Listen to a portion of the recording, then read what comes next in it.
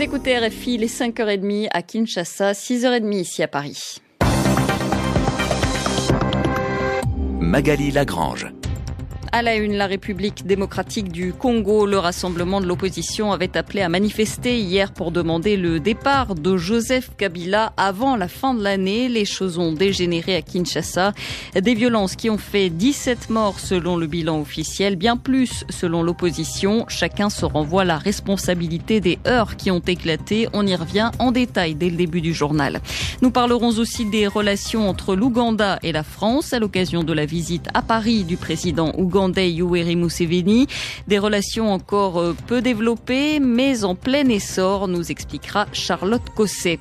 Le Kenya et la Somalie devant la justice internationale, ils règlent un différend sur le tracé exact de leurs frontières. Les deux pays se disputent une zone située dans l'océan, riche en pétrole et en gaz.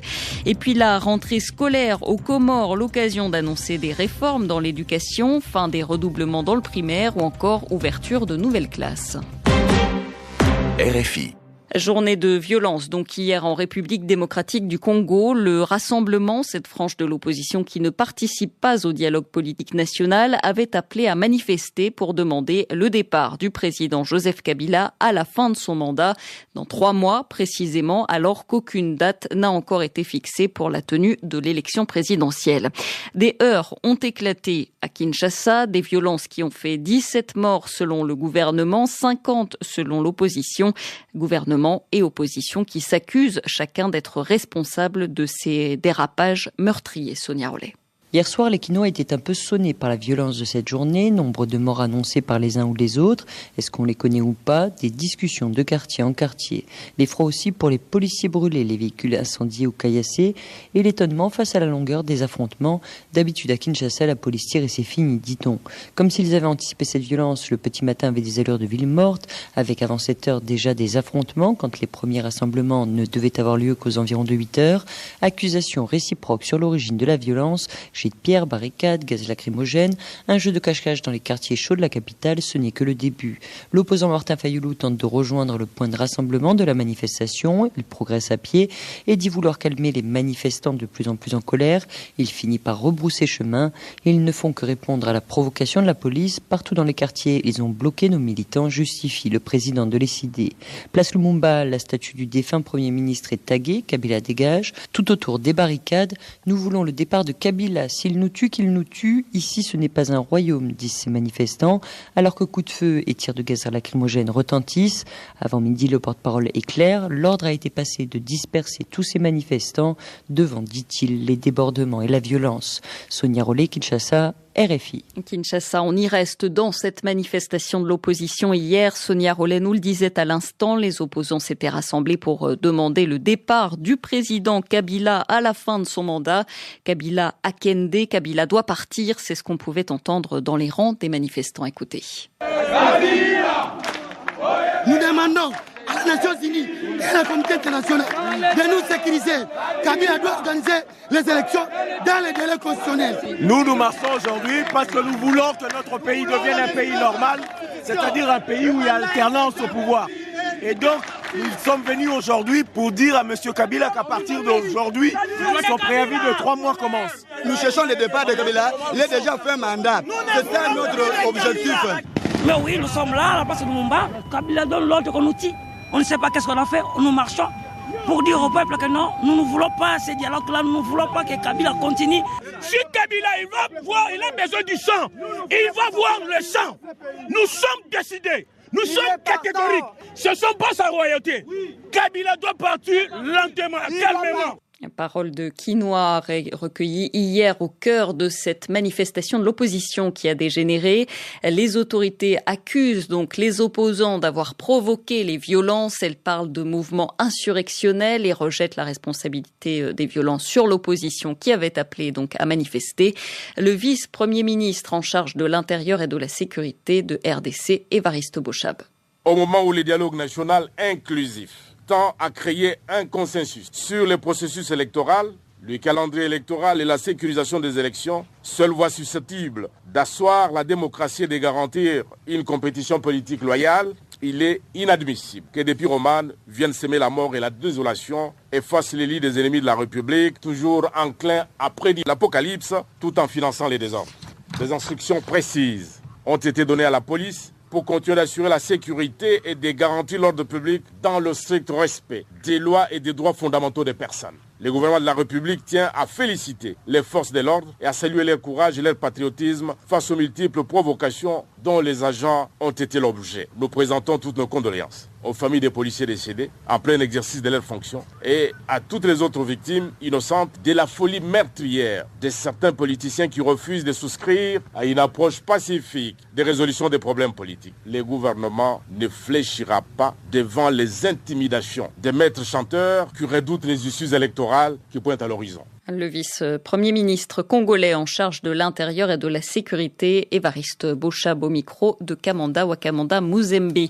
Les autorités congolaises affirment donc être intervenues pour empêcher cette manifestation hier à Kinshasa après, disent-elles, les premières violences. Faux, répondent les opposants qui accusent eux aussi le gouvernement d'être responsable de ces violences. Bruno Tshibala, porte-parole de l'UDPS. Ce qui s'est passé, c'est une preuve de l'attachement du peuple congolais aux forces du changement, à ceux qui réclament le respect de la Constitution et le départ de M. Kabila à la date qui est prévue par la Constitution, c'est-à-dire le 19 décembre 2016. Le gouvernement, ils savent que la marche était pacifique. C'est eux qui ont envoyé les escadrons de la mort attaquer la marche, tuer, tirer à balles réelles. Il n'y a pas eu de voyous. La marche était très bien encadrée par les dirigeants du rassemblement et tout devait se passer très bien. C'est eux qui ont planifié un plan pour créer la désolation, empêcher la marche, tuer et créer toutes sortes de violences. C'est eux qui ont créé ces violences pour justifier l'interdiction ou l'empêchement, parce que s'ils avaient laissé les Congolais marcher comme c'était prévu, je crois que la démonstration allait être faite que Kabila n'a aucun soutien de la population, mais qu'il le veuille ou non, il devra partir. Le porte-parole de l'UDPS, joint par Pierre Pinto, le rassemblement de l'opposition appelle les Congolais à poursuivre la mobilisation, à se rassembler de nouveau dès aujourd'hui pour continuer à demander le départ du président Kabila. L'ordre sera respecté, répond le porte-parole du gouvernement congolais. Les citoyens seront protégés. À l'international, plusieurs voix s'élèvent pour s'inquiéter de ces événements en RDC. Le ministre français des Affaires étrangères, Jean-Marc Ayrault, juge la situation extrêmement préoccupante. Son homologue belge Didier Reynders appelle à la retenue. Le secrétaire général de l'ONU, Ban Ki-moon, demande à toutes les parties de s'abstenir de tout autre acte de violence susceptible d'aggraver la situation. Pour finir sur la RDC, sachez que notre correspondante Sonia Rollet a été interpellée hier à Kinshasa avec un photographe de l'agence France Presse. Tous deux ont été arrêtés par des membres des forces de sécurité à près d'1 kilomètre du lieu d'une manifestation. Ils ont été malmenés puis emmenés dans un camp militaire où ils sont restés près de 5 heures sans aucune explication avant d'être libérés. Le porte-parole de la police parle d'une interpellation administrative pour vérification d'identité. RFI appelle les autorités congolaises à faire la lumière sur cet incident inacceptable. Voilà ce qu'on peut dire ce matin sur ces événements d'hier en RDC. On y revient après le journal dans la revue de presse. Kampala, 93.7 FM. Le président ougandais est en France, visite officielle de Yoweri Museveni qui a commencé hier et qui s'achève aujourd'hui. Il a rencontré hier son homologue français, François Hollande. Rendez-vous était pris également avec une 50aine d'entrepreneurs et d'investisseurs. En Ouganda, il existe une communauté française, mais elle n'est pas très importante, 400 personnes. Les relations se développent toutefois de plus en plus entre les deux pays, Charlotte Cosset. C'est environ 400 Français qui vivent dans le pays. C'est peu, mais les relations entre les deux États sont malgré tout importantes. Il s'agit d'abord de relations commerciales. Total a obtenu récemment sa licence d'exploitation qui lui permet d'extraire et d'exporter le pétrole du lac Albert. Total fera aussi partie des constructeurs du futur pipeline ougandais. Au cours des 2 dernières années, le nombre d'entreprises françaises a triplé. Elles sont désormais une 30aine dans les hydrocarbures, les télécoms, l'industrie, etc. Ce sont aussi des relations formation militaire. La France forme chaque année près de 4500 soldats ougandais avant leur déploiement en Somalie, dans le cadre de la force de la mission de l'Union africaine. Parmi les différentes formations assurées, il y a aussi l'apprentissage de la langue française aux militaires. De plus, la France soutient le pays, et notamment Kampala, sur la question des énergies renouvelables, que ce soit en termes de fonds ou de conseils. Enfin, il faut noter que la France et l'Ouganda entretiennent une bonne entente diplomatique. Le 14 juillet dernier, par exemple, le président Museveni a tenu un discours à la résidence de l'ambassadrice. Charlotte Cossé, Kampala, RFI. Une nouvelle attaque au Nigeria. Hier après-midi, des hommes, sans doute des islamistes de Boko Haram, ont tendu une embuscade à un convoi commercial qui était escorté par des militaires dans l'état de Borno, c'est dans le nord-est. Bilan, 6 morts et 3 soldats blessés. Le Kenya et la Somalie se disputent leurs frontières maritimes devant la justice internationale toute cette semaine. Chaque pays expose ses arguments à La Haye, aux Pays-Bas, devant la Cour internationale de justice, la plus haute instance judiciaire de l'ONU. Nairobi et Mogadiscio revendiquent chacun une zone qui est située dans l'océan Indien, zone riche en pétrole et en gaz et importante pour la pêche. Pour Timothy Walker de l'Institut des études de sécurité de Pretoria, ce genre de différend, ce genre de dispute est amené à se répéter en Afrique puisque le continent commence à s'intéresser au domaine maritime. C'est un dossier très complexe et c'est le genre de dossier qui va probablement faire école. Le domaine maritime africain est depuis longtemps une zone aveugle. Beaucoup de pays commencent seulement à se rendre compte à quel point un domaine maritime sûr pour le commerce et le transport est important pour les économies locales, pour les sources de revenus comme la pêche, mais aussi pour les bénéfices qu'on peut tirer des ressources sous-marines. C'est pourquoi quand on parle de mettre fin à l'aveuglement sous-marin, cela veut dire faire prendre conscience aux autorités locales, aux hommes d'affaires et aux sociétés civiles à quel point la sécurité sur terre est importante pour la sécurité sous la mer. Car la mer est un potentiel immense pour le futur. Il faut prendre conscience du bénéfice qu'on peut tirer du pétrole et du gaz, bien sûr, mais aussi de la pêche, du tourisme et d'autres choses encore. Dans le cas d'espèce, il existe beaucoup de questions jamais résolues qu'il va falloir trancher. Et c'est l'occasion de se rendre compte à quel point tous les problèmes soulevés sont connectés entre eux. Et au cœur de tous ces problèmes, il y a la démarcation de la frontière maritime. Des propos recueillis par Christina Okello. La colère des étudiants sud-africains. Le gouvernement a donné hier son feu vert à une hausse des frais universitaires. Il reviendra à chaque établissement de décider lui-même de son augmentation, mais elle ne devrait pas excéder les 8% pour 2017. Le ministre de l'Éducation a justifié cette décision par les difficultés financières, dit-il, que rencontrent les universités sud-africaines. Au Niger, mécontentement aussi dans le secteur de l'éducation. Enseignants et étudiants en grève pour protester contre des retards dans les paiements des salaires pour les uns, des bourses pour les autres. Hier, les universités publiques du pays étaient fortement paralysées.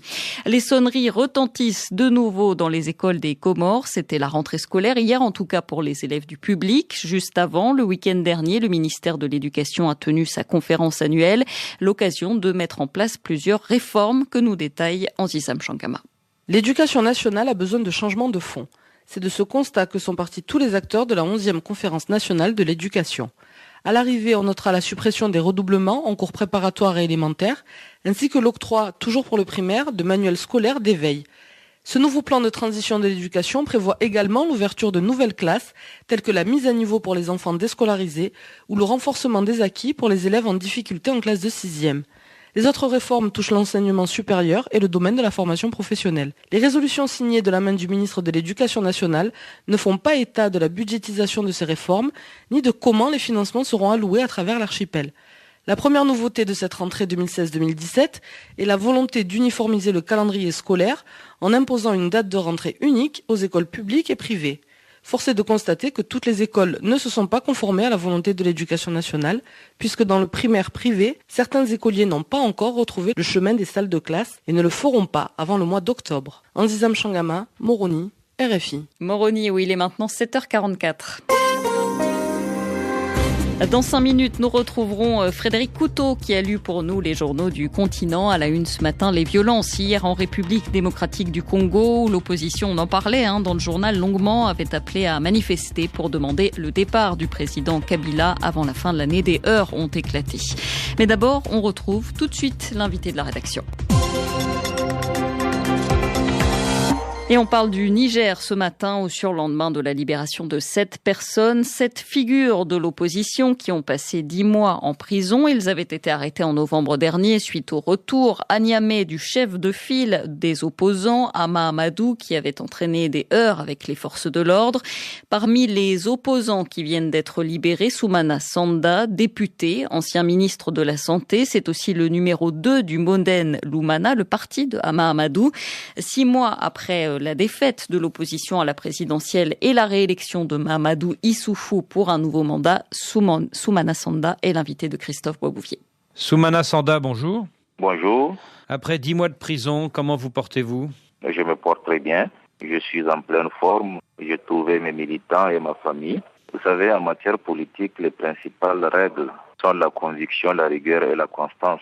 En ce sens, je ne pense pas que les 10 mois de prison puissent altérer notre façon de nous battre pour la démocratie et l'état de droit de notre pays. Alors vous avez été condamné à cette peine de prison suite au retour très mouvementé de Hama Amadou, le leader du Modène Lumana. C'était en novembre 2015 à Niamey. Vous avez été accusé d'attroupement armé et d'incitation à la violence. Oui, absolument. Mais je dois vous préciser comme c'est un dossier qui est encore pendant devant les juridictions. Je ne vais pas en faire un commentaire.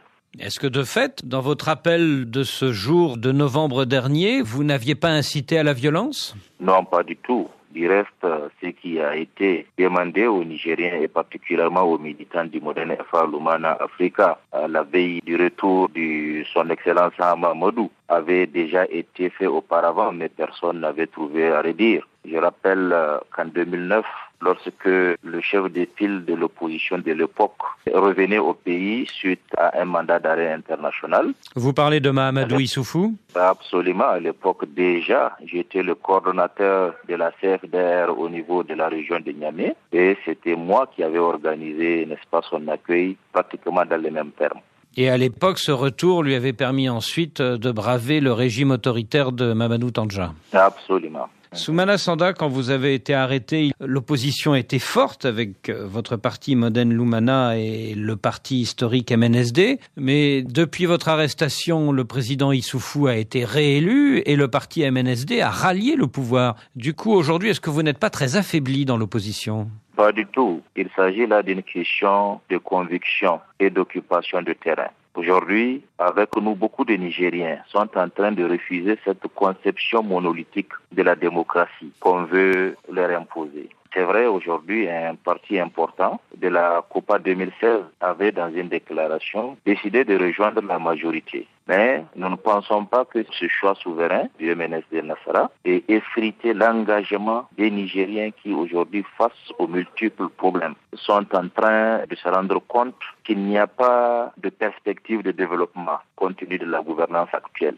Donc, nous pensons que malgré le départ du MNSD Nassara, les Nigériens sont très nombreux au niveau de l'opposition. Vous dites qu'ils sont très nombreux, mais ils sont moins nombreux qu'avant, puisque votre allié MNSD a rallié le pouvoir et accepte d'entrer dans un futur gouvernement d'union nationale. Oui, absolument. Mais aujourd'hui, il ne s'agit pas d'un calcul arithmétique. Tout le monde avait constaté qu'au Niger, les dernières élections n'avaient pas respecté les règles de crédibilité et qu'il y a eu des contestations de ces résultats-là qui ont été avérés, où nous avons constaté qu'en zone nomade, par exemple, des scores hallucinants ont été donnés. Donc, je pense que l'opposition politique au niveau du Niger est en bonne santé et qu'une réorganisation nous permettra, avec aujourd'hui le désespoir qui se lit sur tous les visages au Niger, nous permettra d'aller de l'avant pour l'alternance démocratique. Quand vous parlez du désespoir de vos compatriotes, vous n'y allez pas un peu fort ? Oh, pas du tout. Il suffit aujourd'hui de regarder au niveau du front social. Les enseignants sont en grève, les étudiants, les transitaires. Aujourd'hui, le petit commerce est en train d'être tué à travers ces déguerpissements aveugles. Donc, je pense qu'aujourd'hui, le front social est parfaitement en évolution. Soumana Sanda, est-ce que juste après le second tour, vous avez annoncé un boycott de l'Assemblée nationale et que finalement vous y êtes revenu ? Est-ce que ce retour signifie que vous reconnaissez la réélection de Mahamadou Issoufou ? Ce retour signifie tout simplement que dans une démocratie, il faut une majorité et une opposition. Le retour des députés de votre parti à l'Assemblée nationale et votre libération, est-ce que ce sont deux signes d'un certain apaisement politique ? Voyez-vous, l'apaisement politique, normalement, est l'apanage du pouvoir en place. Nous constatons que nos militants, particulièrement ceux de Lumana, continuent à être opprimés, continuent à être exclus. Donc, nous ne pouvons pas parler de volonté d'apaisement. Rappelons que Hama Amadou est poursuivi par la justice nigérienne dans une affaire présumée de trafic international de bébés. Est-ce que vous espérez l'abandon de ces poursuites ? Bien entendu. D'abord, nous savons que c'est un dossier purement politique. Donc, nous souhaitons juste le respect de la bonne règle en matière politique par rapport à cette question. Aujourd'hui, à mon sens, Hama Amadou, en tant que chef de file de l'opposition, il lui appartiendra, une fois qu'il aura terminé ses soins à Paris, de revenir et de prendre le flambeau pour la lutte au niveau de l'opposition. Entre les deux tours de la présidentielle, il a été libéré et a pu être évacué en France, mais il reste poursuivi par la justice de votre pays. N'est-ce pas la raison pour laquelle il ne rentre pas pour l'instant ? Non, pas du tout. Il n'est pas encore rentré au pays parce qu'il n'a pas fini ses différents examens. Une fois qu'il aura terminé tout ça, il rentrera au pays. Le Niger, c'est son pays, il n'en a pas un autre. Il va rentrer un jour ou l'autre. Soumana Sanda, merci. Il répondait à Christophe Boisbouvier.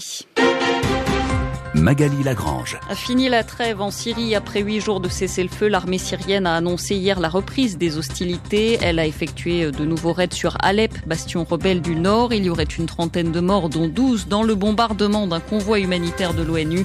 Les États-Unis accusent la Russie, alliée de Damas, d'être en partie responsable de la reprise des combats. Damas qui, de son côté, accuse les rebelles d'avoir plusieurs fois violé le cessez-le-feu. La guerre en Syrie, ce sera l'un des thèmes de l'Assemblée générale de l'ONU. Elle s'ouvre aujourd'hui à New York. La première journée sera marquée par les discours à la tribune du président américain, notamment Barack Obama. Ce sera son dernier discours. Après avoir été dans un premier temps écarté, la piste islamiste se renforce après l'attentat de New York. Le suspect principal, un Américain d'origine afghane de 28 ans, a été arrêté après une fusillade avec la police. En revanche, aucun lien n'a été établi avec l'attentat dans un centre commercial du Minnesota samedi également. 6h52, c'est l'heure de retrouver Frédéric Couteau pour la revue de presse Afrique. Bonjour Frédéric. Bonjour Magali, bonjour à tous. À la une, lundi sanglant à Kinshasa. Oui, la même photo un peu partout dans les médias du continent. Ce matin, on y voit un homme hurlant sa colère, un bâton à la main devant un véhicule incendié. Manifestants ou bien casseurs, agresseurs ou bien agressés, on ne sait pas trop. En tout cas, le bilan est lourd. 17 morts selon les autorités, plus de 50 pour l'opposition. Un lourd bilan qui traduit le chaos, soupire le site d'information congolais 7/7. La marche pacifique anti-Kabila a été violente dans la capitale. Des édifices publics et privés ont été saccagés et brûlés. Pour le ministre de l'Intérieur, Évariste Bochab, poursuit 7/7. Il s'agit d'un mouvement insurrectionnel qui a échoué. Il est inadmissible, poursuit-il, que les pyromanes sèment la désolation au moment où le dialogue national trouve la solution aux problèmes électoraux posés. Pour lui, les auteurs de ces actes de barbarie doivent répondre devant la justice. Au cri de Kabila dégage, la matinée avait commencé sous haute tension dans les différents quartiers populaires de Kinshasa, relate le site d'information Africarabia. Barricades, pneus brûlés, portrait du président congolais incendié, caméras de vidéosurveillance détruites, une véritable ambiance de guerre. Des heurts ont rapidement éclaté avec la police qui empêchait l'accès de certains groupes de manifestants aux différents points de rassemblement dans la capitale. La manifestation a aussitôt été annulée par les autorités et la délégation du rassemblement de l'opposition qui organisait la marche n'a pas pu accéder au bâtiment de la CENI, la commission électorale, où elle voulait déposer un mémorandum. Africarabia qui note par ailleurs que ces violences interviennent en plein dialogue national, donc un forum censé résoudre l'impasse électorale dans laquelle se trouve le pays depuis plusieurs mois. Dans ce contexte, il est fort à parier, estime le site, que la répression sanglante et les morts du 19 septembre risquent de bloquer tout consensus entre majorité et opposition jusqu'à la fin du dialogue. Quant au rassemblement qui préfère jouer la rue à la table des négociations, il pourrait décider de poursuivre la mobilisation, pointe encore Africarabia. Hier soir, Joseph Olengakoy, le patron des FONUS, membre du rassemblement, annonçait une nouvelle marche pour ce mardi. Sera-t-elle suivie ? La RDC n'a jamais été si près de l'implosion. Et la presse ouest-africaine est tout autant alarmiste. On a beau ne pas vouloir jouer au Cassandre, écrit l'observateur Palga à Ouaga. On est bien obligé de reconnaître que le pays de Patrice Lumumba est au bord du précipice. Et cela par la seule volonté d'un homme qui veut jouer coûte que coûte les prolongations à la tête de l'État. Nous en voulons pour preuve, poursuit l'observateur, cette volonté affichée de renvoyer les élections fin 2018 avec une transition de 2 ans que lui-même, Joseph Kabila, conduirait. Chose que l'opposition et la conférence épiscopale refusent catégoriquement. Kabila joue avec le feu, renchérit le pays, toujours au Burkina. Le président congolais est dans une logique de confiscation du pouvoir et il est prêt à utiliser tous les moyens de répression possibles pour parvenir à ses fins, mais le peuple a toujours le dernier mot, conclut le quotidien ouagalais. C'est une question de temps et avec les événements d'hier, l'on peut dire que le compte à rebours a commencé en RD Congo. Et enfin, le quotidien aujourd'hui hausse encore le ton. Nous y voilà. Ainsi donc, Kabila Junior a peur d'être décoiffé par une insurrection comme l'a été Blaise Compaoré au Burkina en octobre 2014, s'exclame aujourd'hui. Qui a dit que le syndrome burkinabé n'existait pas? N'est-il pas temps de tordre le cou au mantra maintes fois seriné faisant état de l'impossibilité d'un déplacement de la bourrasque sahélienne dans cette humide et luxuriante Afrique centrale? Qui a prétendu que l'insurrection burkinabé n'était pas exportable? Et aujourd'hui de conclure, à 3 mois de la fin du séjour constitutionnel de ce Mobutu édulcoré à la tête de la RDC et avec l'aperçu de la répression d'hier, le chaos à la fin de l'année est presque sûr et de facto un départ de Kabila. Merci Frédéric Couteau. Votre revue de presse est à retrouver sur notre site internet. Vous connaissez l'adresse, c'est le www.rfi.fr. À la une aujourd'hui, évidemment, vous l'avez entendu, la RDC, les heurts qui ont éclaté hier, notamment à Kinshasa, au moment d'une manifestation de l'opposition. Autour de la question. Caroline Lachowski s'interroge avec les plus éminents chercheurs sur les mutations en cours dans nos sociétés et sur les évolutions de notre humanité. Aujourd'hui. Jusqu'où va l'infini? L'infiniment grand dans l'espace, l'infiniment petit dans la matière, l'infini du nombre en mathématiques. Pourquoi et comment repenser tous ces infinis? Autour de la question. Caroline Lachowski. Du lundi au vendredi, à partir de 14h10 TU. RFI. Vivez votre passion du sport avec MoneyGram, transfert d'argent.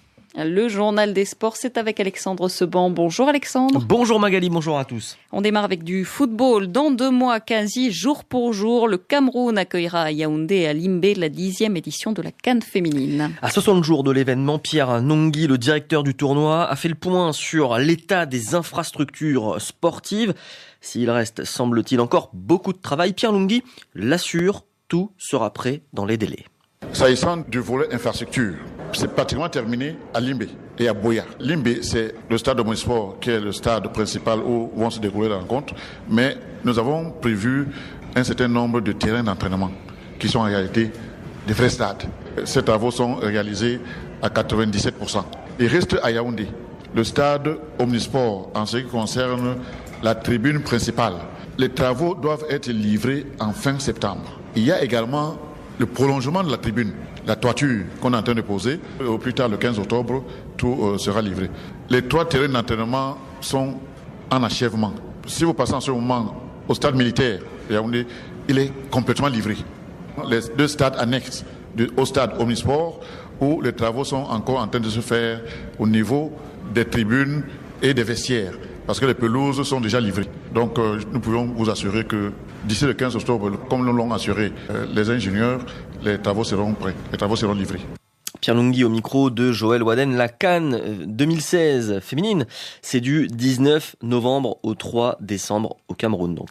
Football toujours en Europe, cette fois Alexandre, avec la reprise des championnats nationaux en ce début de semaine. En France notamment, Vincent Enyama et Lille accueillent à 17h TU le Toulouse du Burkinabé Steve Yago.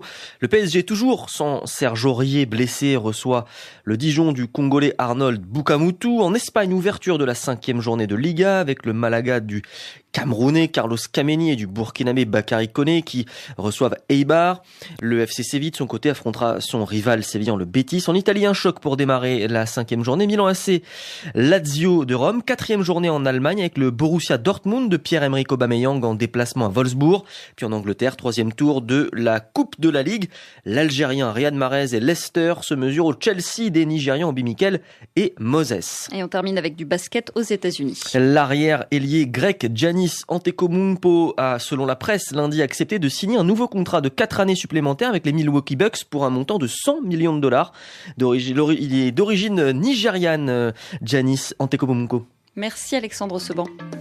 Le journal des sports Afrique vous a été proposé par MoneyGram Transfert d'argent. Plus de 30 000 points de vente MoneyGram à votre service partout en Afrique. MoneyGram, le lien qui vous rapproche.